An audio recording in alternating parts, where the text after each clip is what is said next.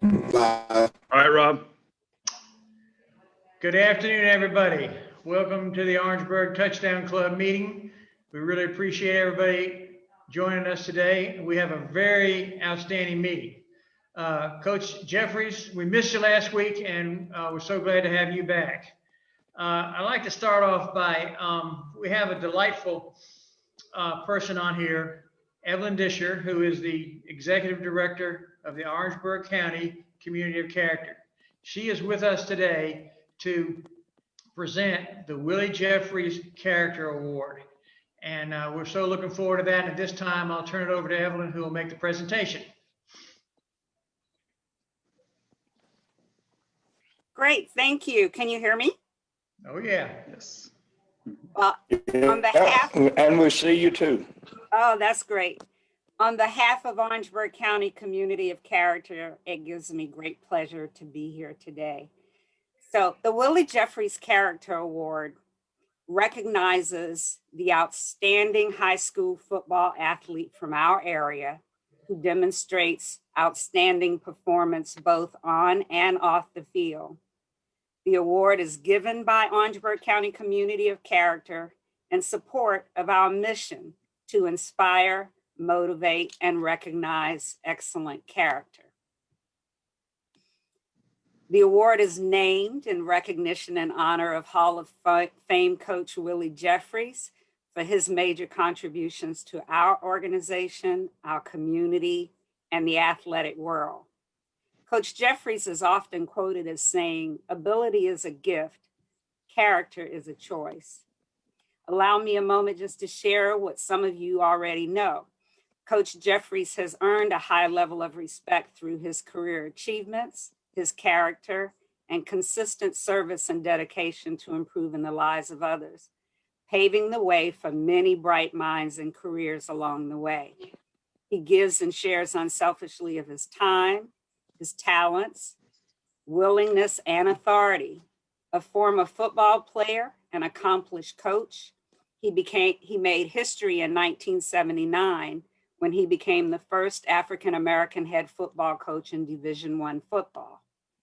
And he has received numerous accolades for his accomplishments, including having stadiums and fields named after him, receiving the Order of the Palmetto, which is the highest civilian honor in the state of South Carolina, awarded by the governor to citizens who make achievements of statewide impact, the Order of the Silver Crescent, the state's highest honor for community service.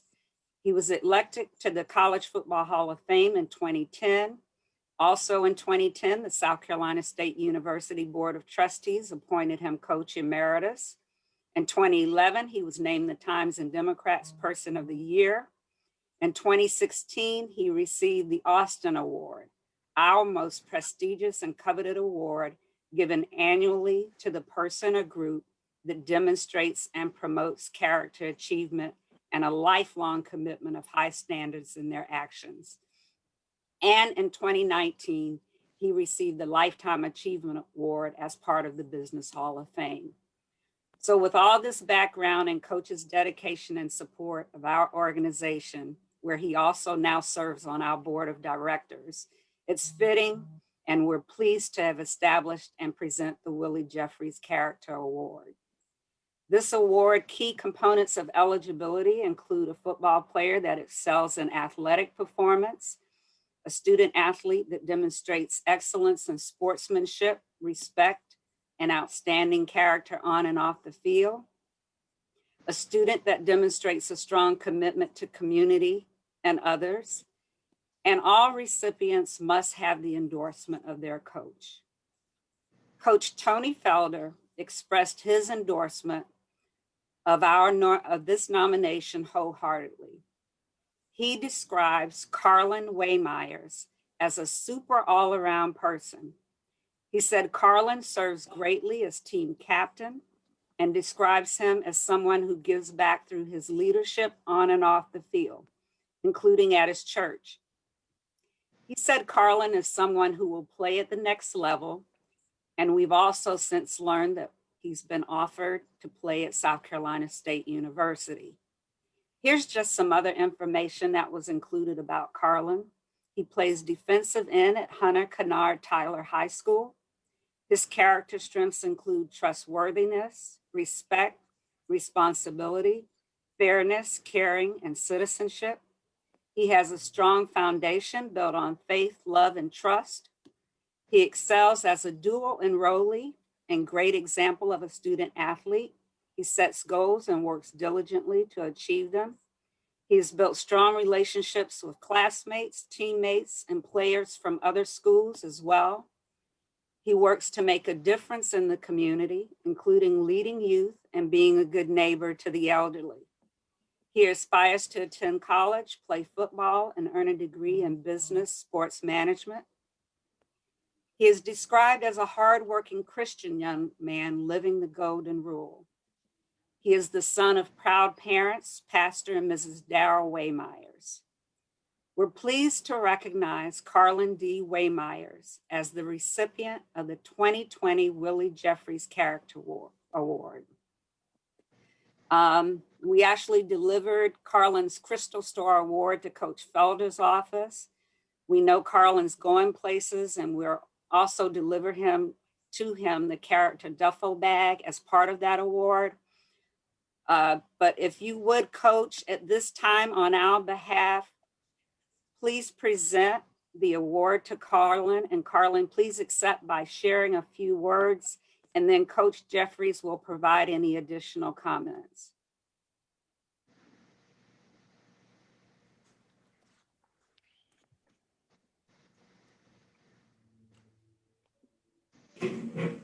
Okay, we're waiting for Coach Felder.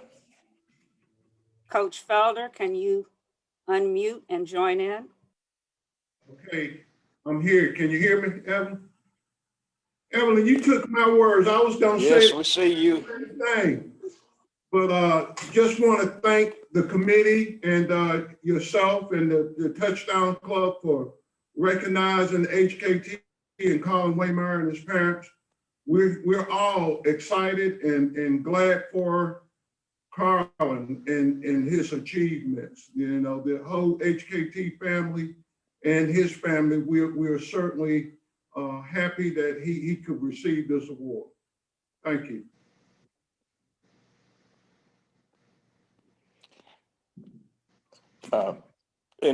Any remarks from Carlin? I would like to appreciate everyone. Carlin, you want to say something?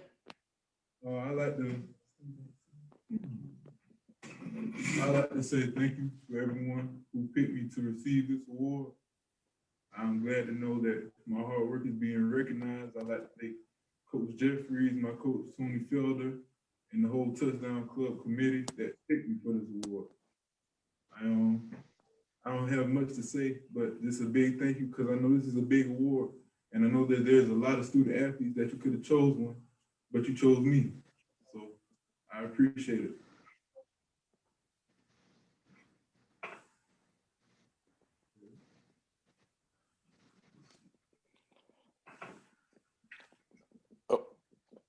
Okay, thank you, Ms. Desha. Are you coming back on for the for the community of character? And also as MC, Pastor and Ms. Waymeyer, we certainly thank both of you. What an outstanding young man. And Tony Felder, you haven't had any athletes to look like Carlin before. He looks great, has on a new suit of clothes. All right, come on in here. And we certainly appreciate it. I thank you, and I thank you, Carlin, for accepting, you and your parents, an award in my honor. And I hope that, and I don't hope, I know that you will exemplify good character as you graduate and go on to college. And we're looking for big things out of you. Again, thank you, Mr. and Ms. Waymeyer, for being here today. I just want to remind them that, again, we regret we couldn't do it in person, but please don't forget to take pictures. Thank you very much, Evelyn. Congratulations to Carlin. Let me just say one thing. Carlin, your name is now associated with Willie Jeffries, which is second to none. So I want you to use that and think about that for the rest of your life. Anytime your name is connected with him with the word character, that means a lot. You should be very proud. Your parents should be proud. And on behalf of the Touchdown Club, we expect great things out of you, and thank you for appearing with us today. Appreciate it. At this time, I'm going to turn it back over to Halls of Fame coach Willie Jeffries, and we'll go through our players of the week. Thank you very much, Rob, and we're so happy to be back with you. Carlin, thanks to you again, and also we're privileged. We're going to have Mr. Dan Radakovich on later on. He's the athletics director at Clemson. So happy to have him. But let's go to Chris Clark, the sports editor for the Times and Democrat newspaper. He has a dateline, a byline, and a headline. They all have to be on time every time. So let's welcome our sports editor for the T&D, Mr. Chris Clark. Thanks, Coach. And I also want to say, before I get started with our players of the week, congratulations to Carlin and Coach Felder. Coach Felder, they had an interesting season this year. They had some players from North High School that joined in with their team, and they really meshed together well and played some really good games and put up some really good scores. So really glad to see them do well this year. So yes, more of our T&D region high school football teams saw their seasons come to a close this past week, but all of them are excited and glad they got to play this year after the way things went in the spring. So 2020 has been crazy, like we all know. So it was great to see the teams finish out the season when they could. So Orangeburg Wilkinson finished out the season with a 5-2 record. They took a 10-0 home win against Lower Richland, so they're getting cranked up for a run in 3A next year. Orangeburg Prep finished the season with a 22-21 loss at Carolina Academy, and that was in a SCISA Class 2A state semifinal game. So great season for Orangeburg Prep, and they've got one of the players of the week this week. So as injuries caught up with them in recent weeks, Andrew Jackson Academy lost 22-16 at Richard Wynn Academy, and that was in a SCISA 8-man state semifinal. So I didn't go back and look to be sure, but I know it's been 9, maybe 10 years that Andrew Jackson Academy has been in the state championship every year. So this is the first year in a while they haven't played for a state title. But we have another T&D region team that is both unbeaten, has already beaten Andrew Jackson, and will be playing for the 8-man championship. So Holly Hill Academy is 12-0, and they'll be playing Richard Wynn Academy at Northside Christian in Lexington tomorrow night. And that'll be for the SCISA 8-man title. Michael Nelson, in his first year coaching at HHA, he has the Raiders team playing at a really high level. They took a 50-36 home semifinal win against Lawrence Academy this past Friday. So they're looking to get that state championship in Lexington tomorrow night. Our other team that's still playing is Bamberg Earhart, and they're unbeaten heading into tomorrow night's home Class A second-round playoff game against Whale Branch. The Red Raiders got past C.E. Murray this past Friday at home in a 26-20 win. So they also have a player of the week this week. So now let's recognize our players of the week. First off, our offensive player of the week. Senior quarterback Trayton Still led Bamberg Earhart with 6 for 10 passing for 174 yards and a touchdown, along with 24 carries for 80 yards and 3 touchdowns in Friday's 26-20 home Class A first round lower state playoff win against C.E. Murray. The Red Raiders, as I mentioned, will host a Whale Branch tomorrow night. So our ATI Physical Therapy Offensive Player of the Week for head coach Robert Williams and Bamberg Earhart is senior quarterback Trayton Still. Trayton, were you able to get on? I don't think so. I think Trayton and Coach Williams were trying to, I think Trayton said he was going to try to log on if he could. Trayton, did you get on? All right, maybe he couldn't get out of class to talk, but congratulations to him. And again, they've got a big game tomorrow night. Now for our defensive player of the week.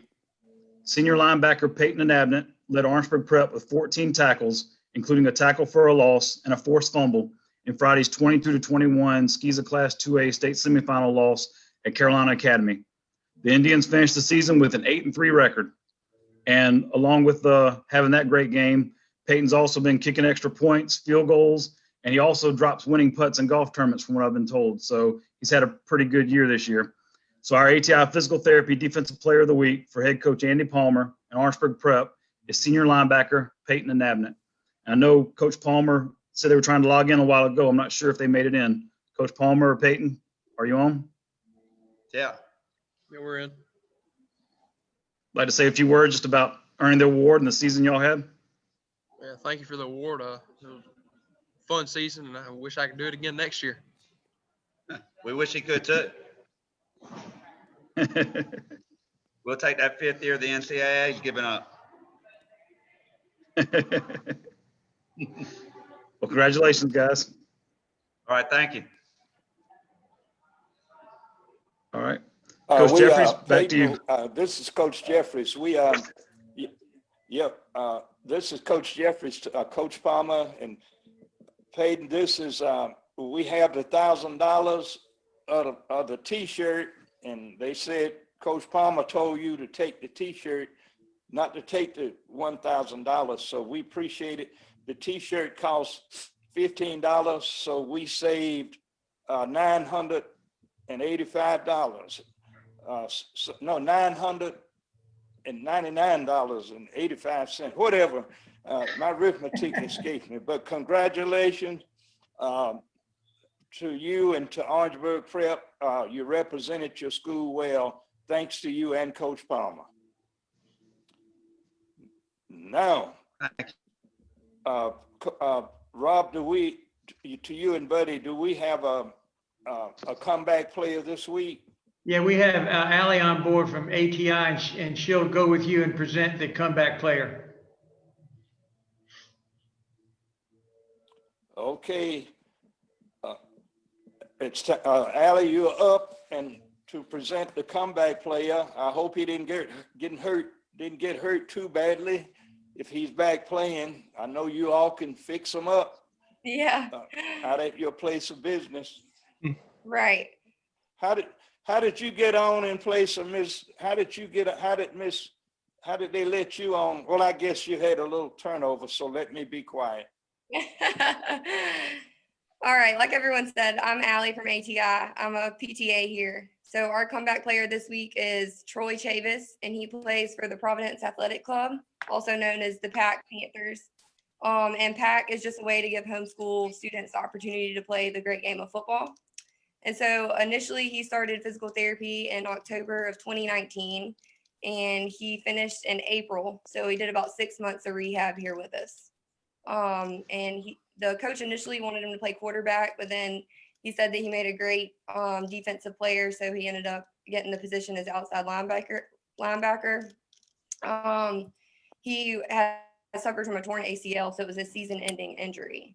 I got some stats for you. He had 27 total tackles, 2 tackles for loss, 2 sacks, 8 hurries, and then he also had to play quarterback one game because their quarterback got hurt, and he had 2 rushing touchdowns. So congrats to Troy. All your hard work pays off.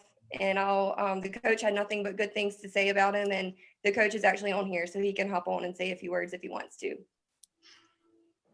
Well, I appreciate the opportunity to highlight one of our football players. Troy Chavis is one of our most selfless and dedicated players that we have on the team. Just to talk about his resiliency, to overcome that physical injury, that's one part of it, but overcoming that mental obstacle of getting back on the field in that full contact. Because of his resiliency, he was able to help us secure a championship this year that we just finished up this past Saturday against Cambridge Academy. So let me just say it's just been my honor to be online with all these great athletes and great coaches, and appreciate the opportunity to highlight one of our players. Thank you.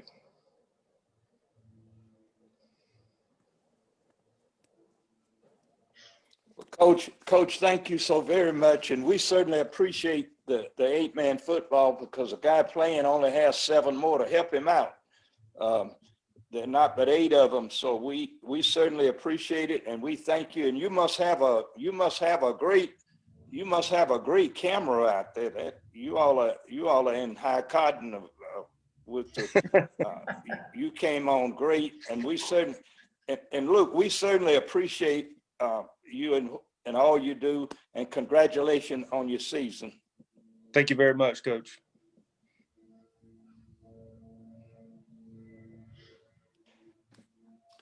Okay, now, ladies and gentlemen, we will go to another part of our program. We have Coach Oliver Buddy Pugh on board, and Coach Pugh will introduce our speaker and tell you a little something about Bulldog football. We're kind of catching it with the pandemic like everybody else, but we're so fortunate to have the athletics director at Clemson University. So let's call on Coach Buddy Pugh to talk some Bulldog football and also introduce our illustrious speaker for today. But Coach Pugh, allow me to say something with Mr. Radakovich on today. I guess he heard they had Dabo Swinney over there in court in Greenville. He was a character witness for a young man. And so the judge asked, so well, who are you, sir? Are you the character witness for this young man? Dabo said, yes. He said, I am Coach Dabo Swinney. I'm the greatest coach Clemson ever had. I've got all of these wins, very few losses. I'm a great recruiter, and I'm the best coach Clemson ever had. And when he got back over at Clemson the next day, Mr. Radakovich said, Dabo, why did you say that? Why did you say all of that? And Dabo said, I had to. I was under oath. So I guess it's great to tell the truth. When you're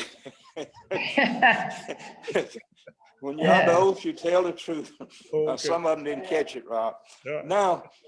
Now let's welcome Coach Oliver Buddy Pugh, my all America, all MEAC tackle for the Bulldogs back in the early 70s. Coach Oliver Buddy Pugh. Thank you, Coach. It's good to see you. Good to see you too, Dan. Appreciate you coming on. I'm going to talk a little bit about our football team. We've got a little bit of a situation going with our conference.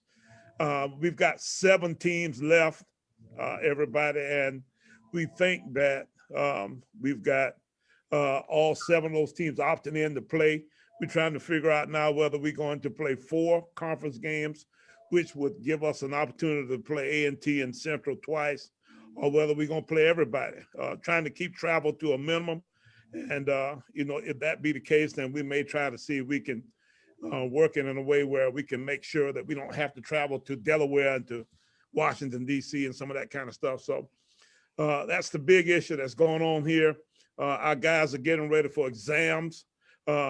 We are having our exams start this coming Saturday, and then we'll be done by Thanksgiving. A little bit of an unusual time because of the fact that our schedule has changed around a good bit because of the pandemic. But, we look forward to getting our guys through the semester and hopefully getting them back here in January to play around the middle of February. Gentlemen, all of our honorees today, Troy, Colin. I think Colin is being a little bit, I guess maybe quiet because of his folk being there next to him.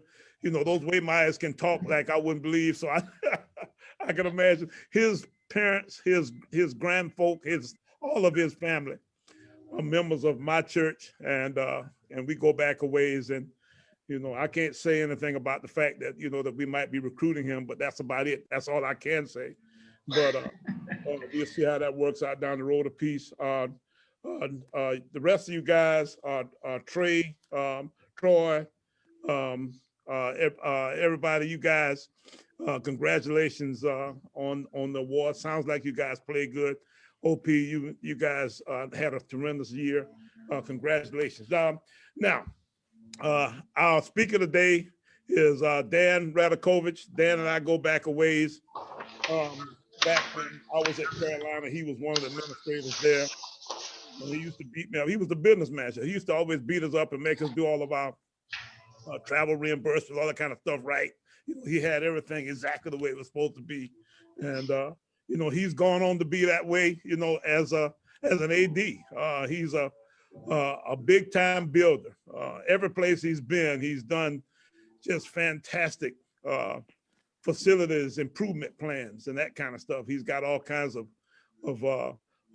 great buildings on his resume that he's put together, and that's probably, as big a reason that is why Clemson's been as successful as they've been here in the last few years, the last so many odd years, because of the fact that they've done such a nice job of competing in the arms race, facilities wise, and that kind of stuff. But Dan has done a great job of putting together staffs and figuring out how to win championships and all that kind of stuff. So he's a fantastic athletics administrator, one of the top ones in the country. He and his wife Marcy have 2 boys. One boy who just finished Georgia Tech, and he's got a boy, I didn't realize this, who's playing down at Mercer. A couple of our guys on that staff at Mercer, Joe Taylor and some other guys down there. So, I'm gonna have to ask him if Dan's boy can play and if he's any good, because Dan played himself back in the day, but long time ago, buddy. A long time ago now, huh? Played at Indiana, Pennsylvania back in the day. But I'm gonna shut up and sit down and let Dan have the floor. Ladies and gentlemen, I'm going to welcome to most of you. Everybody knows who he is. I don't have to introduce anybody. Ladies and gentlemen, Mr. Dan Radakovich. Buddy, thank you so much. It's a pleasure to be here.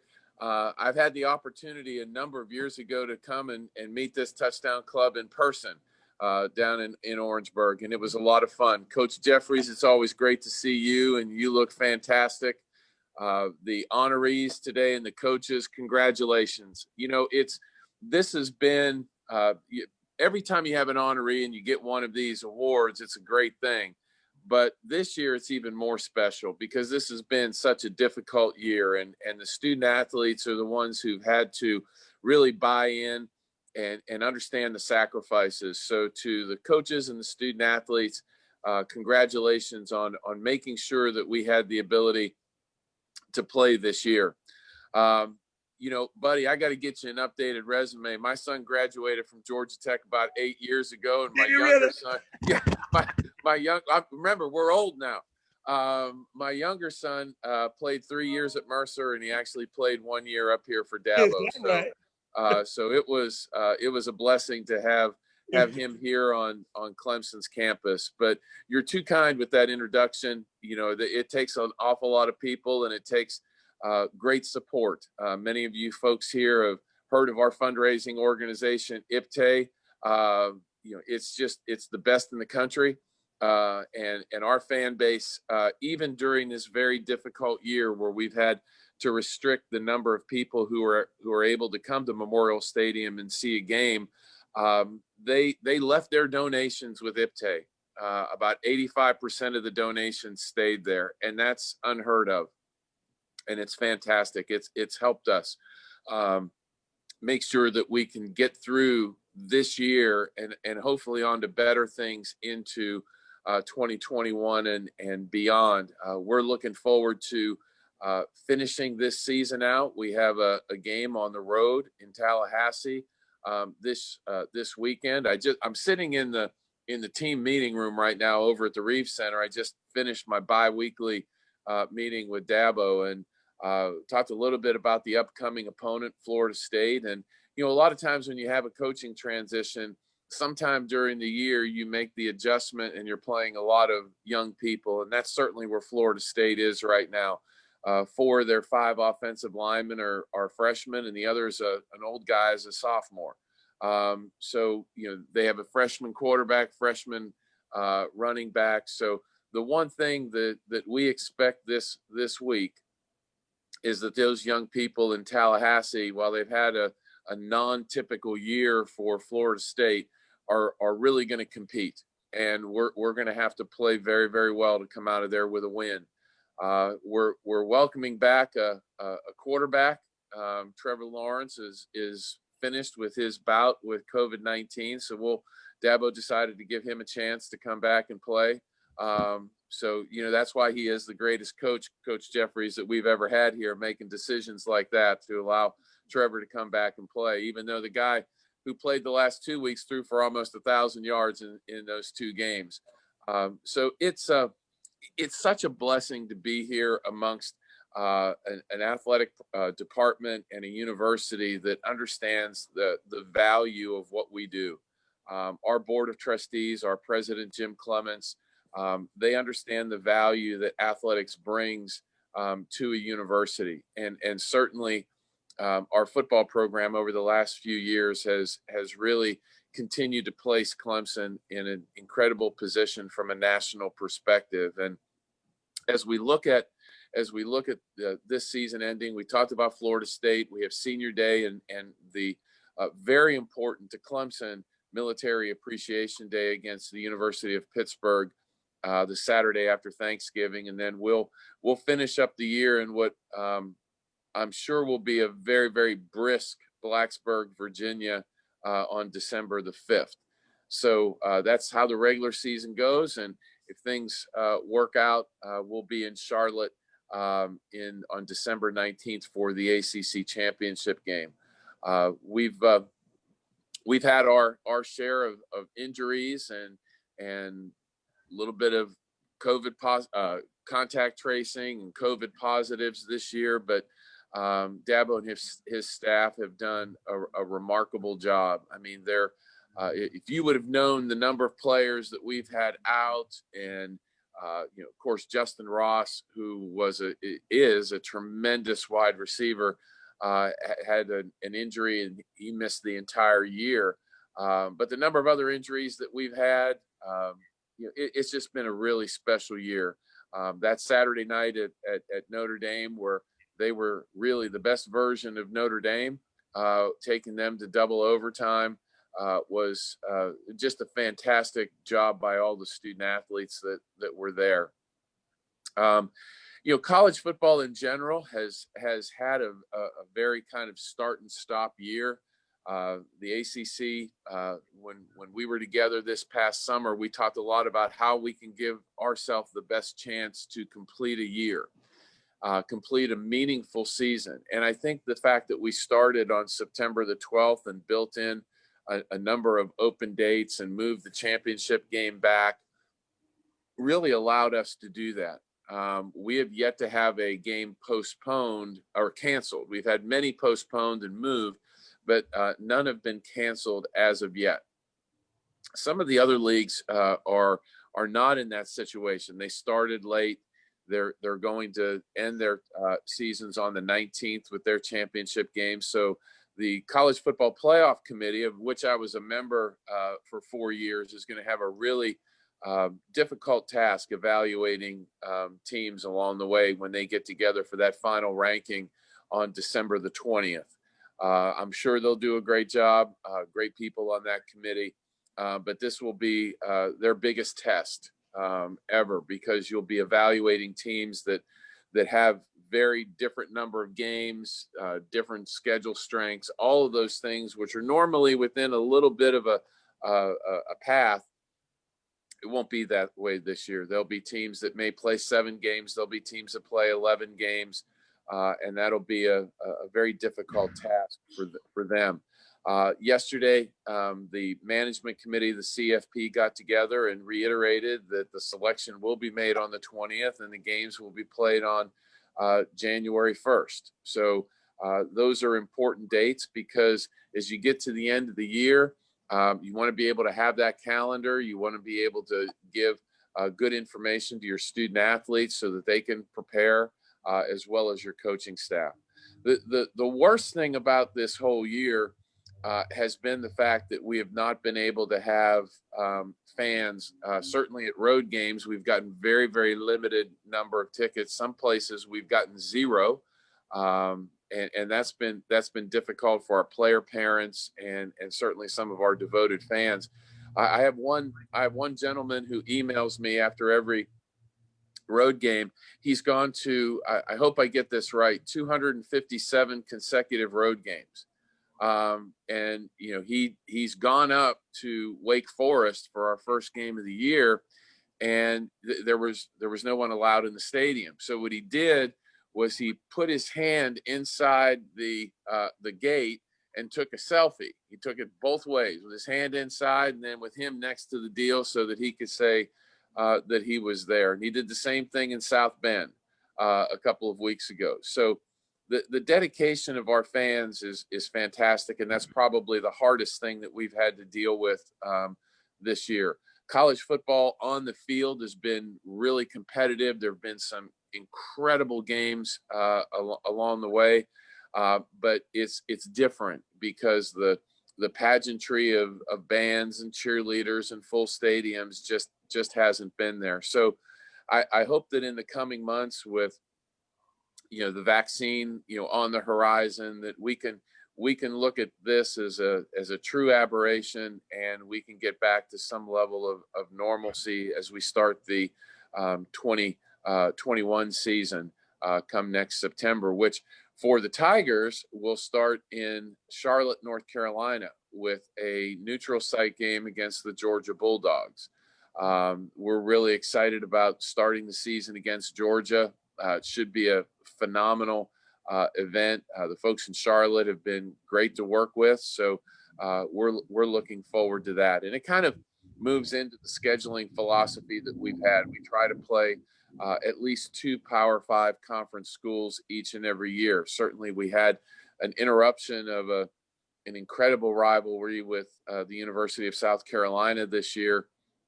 And I know it's important to the state, but this was probably not the year that the SEC made their rules, the ACC had theirs, and it just didn't match up. So we're looking forward to rekindling that rivalry next year as well.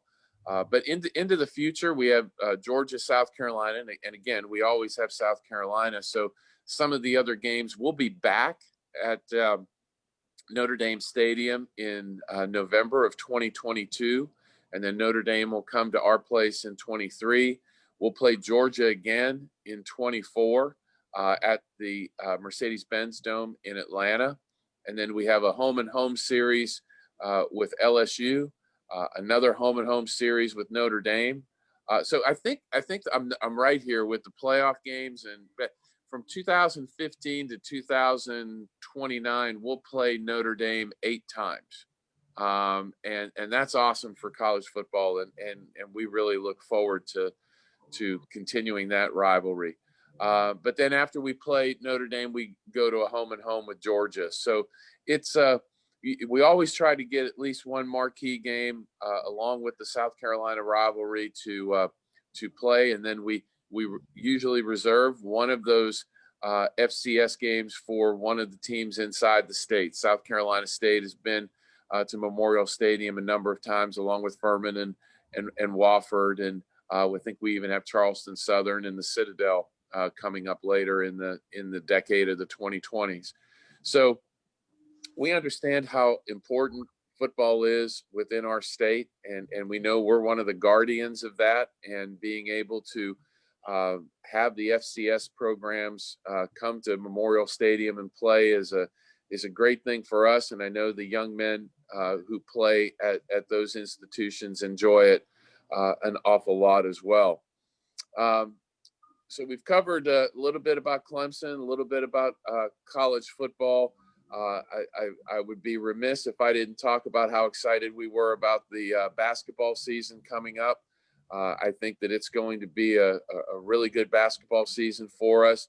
As much as we've had trials and tribulations with COVID as it relates to football, basketball is even a more tenuous circumstance just because of the nature of the game. So that's coming up.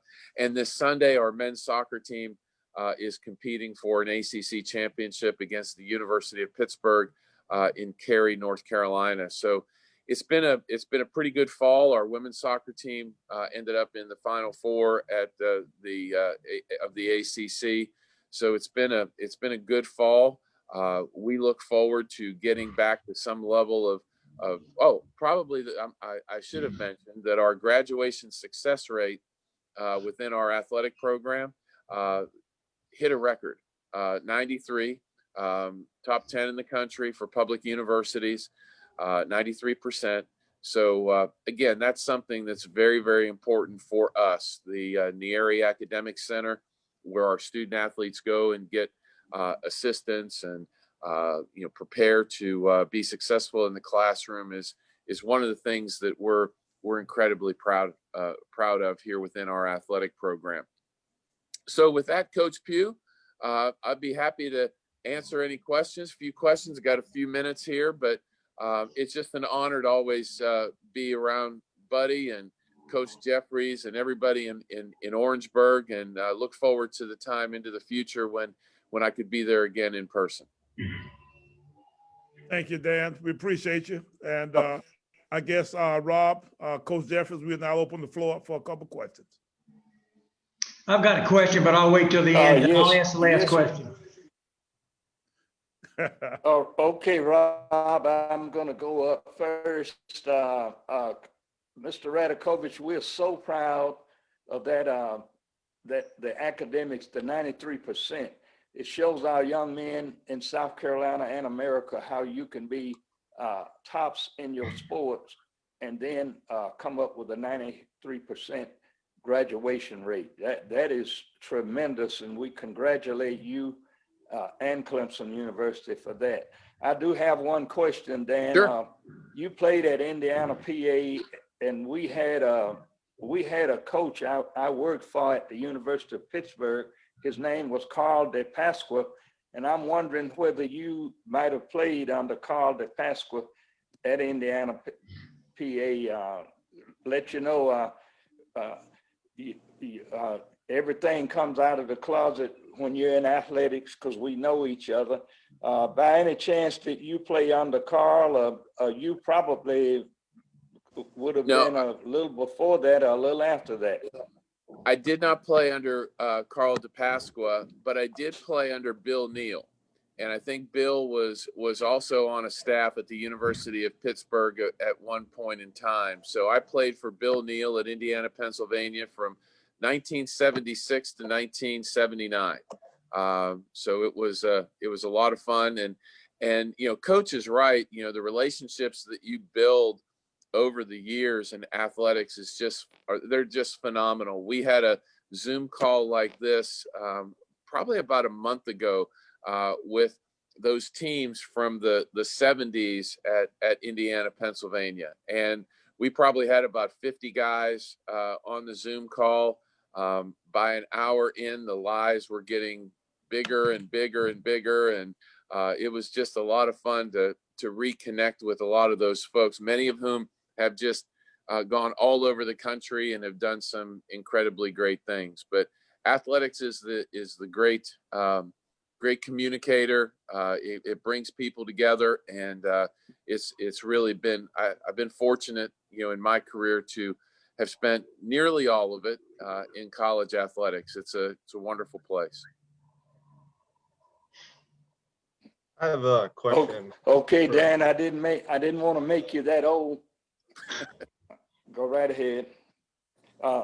Dan, you played at Indiana, PA. You were back in 1976. I didn't want to make you that old because Carl DePasqua was our coach at Pitt in 1972 when I joined. So we're much older than you, Dan. I pulled a muscle changing my mind. So I'm getting on down the road, and I'll let that go. I'll let that go so we can have other questions. Thanks, Coach. Charles? Mr. Radakovich, we've got, I think, our first week of the College Football Playoff Committee coming up this week. And I think you had the unique experience for like 4 years of being on that committee. Can you kind of tell us how those committee meetings go and what all is considered? And then what kind of obstacles do you think the committee has this year going into this decision-making process? Well, I appreciate that question, Charles. I've been on a number of NCAA committees and conference committees over my tenure, but the College Football Playoff Committee was absolutely the best. I was on the inaugural committee, as was Condoleezza Rice. And one of the perks that we received solely because Condoleezza Rice was on the committee was we all flew first class from wherever we were across the country to Dallas, Texas. We always joked that if Condi wasn't on the committee, we would have been flying in economy class way in the back of the airplane. But it was a lot of fun. And I will tell you, it was very regimented. Each week we got together and we had some smaller groups that talked about conferences, and you were assigned a conference to watch and report on. So you and another committee member would get together before the meeting, talk about that conference. We would get together, we would talk through, have those reports from all the conferences, and then we would select 30 teams. We would have an iPad in front of us with all 130 Division I schools on it, and you would press the 30 teams that you think would be under consideration. And then all those votes were tabulated, and there might have been a few ties, so you would end up with 30 to 35 teams that were available to be voted on. You'd have a little discussion, and then you'd vote 6 teams, your top 6 teams, and then all those votes were tabulated, and the top 3 were placed in those 1, 2, and 3 slots. And you would then just repeat that, throughout the entire top 25. Stopping, of course, for a lot of discussion about how those non-discussed votes came out. So we would spend a lot of time, once you got 1 through 3 and 4 through 6, someone would say, I think 3 and 4 should be flipped, or maybe 5 and 6 should be flipped. So we would look at, statistical information, and all the data that we had in front of us, and we would talk and debate about those teams. And we would go all the way down through number 25. If your team happened to be under consideration, you would have to recuse yourself. You would need to leave the room while the rest of the committee was talking about your team. And during my 4 years, I spent an awful lot of time out in the ante room waiting for them to finish talking about Clemson. That was a lot of fun. But it's very structured. We get there at 2:00 on Monday, and we leave at noon on Tuesday. And you know what that top 25 is when you leave the hotel in Dallas. And one of the things that was made so one of the biggest tasks that we had was we were not allowed to talk about it between noon on Tuesday and the 7:00 ESPN show. I mean, no one. You just didn't talk to anyone. And about my 3rd week on the committee, probably the 3rd week on the committee, my university president called, and it was about 6:45 before the 7:00 show. And he goes, "Hey, Dan, how we doing? Where are we? What's our spot?" And I said, "I can't tell you." And he goes, "You could tell me, I'm your boss." And I go, "No, I really can't." So they use that story all the time. Is just, it's one thing about that committee that was true then, and it's true now. They have a great loyalty and responsibility to one another, and it's a great system to be able to pick the best 4 teams in college football to compete for the championship.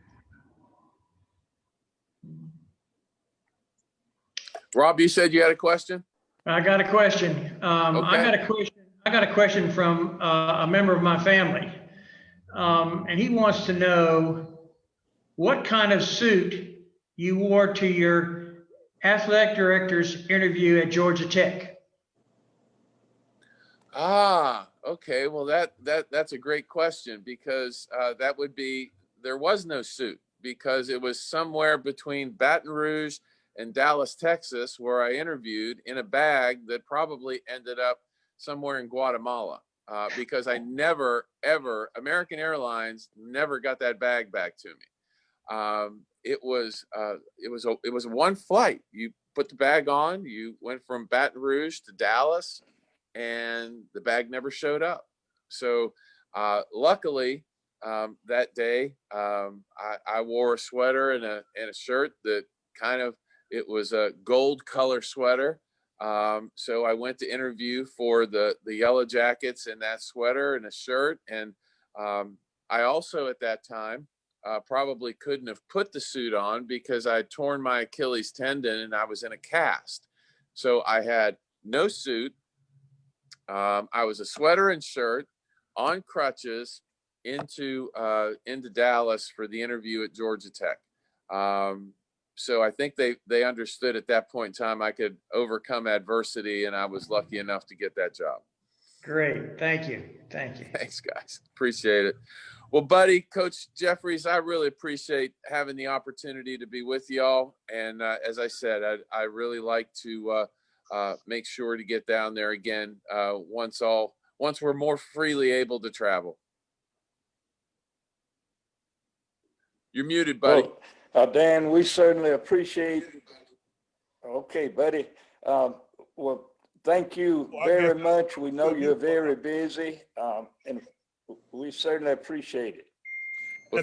And back at you too. I'm sorry, Dan. We Okay. appreciate you. Thanks a bunch. You were great as usual. Look forward to seeing you up there at some point. I think we play another year too, hopefully. Sounds great. I'll still be hanging around here by then. Absolutely. We really appreciate you joining us today. You're in a very stressful time, and it's testing your management skills. And from what I can tell, you're doing a great job. And thank you for taking your valuable time to meet with us today. And best of luck to the Tigers for the rest of the season. Thank you. Thanks, everybody. Have a great afternoon. Okay, thank you very much again, Dan. Now we will, first of all, let me say that we appreciate the Orangeburg Community of Character, Ms. Evelyn Disher and her board. I do appreciate the award, and thanks to Carlin, we're going to keep an eye on you. You certainly represent what we strive for in the community of character. You embody all of those, thanks to Coach Tony Felder. Now we will go to the president of the Orangeburg Touchdown Club. You have his picture right there, Mr. Rob Hibbets. Thank you very much, Coach. I'd like to congratulate the players of the week, Peyton and Trayton, which is very easy to say. That's pretty good, Peyton and Trayton. We wish you the best of luck going forward, and we'll hope to see you again here next year. Tony Chavis, congratulations on your comeback from your injury, and we hope you'll continue to play and do a great job.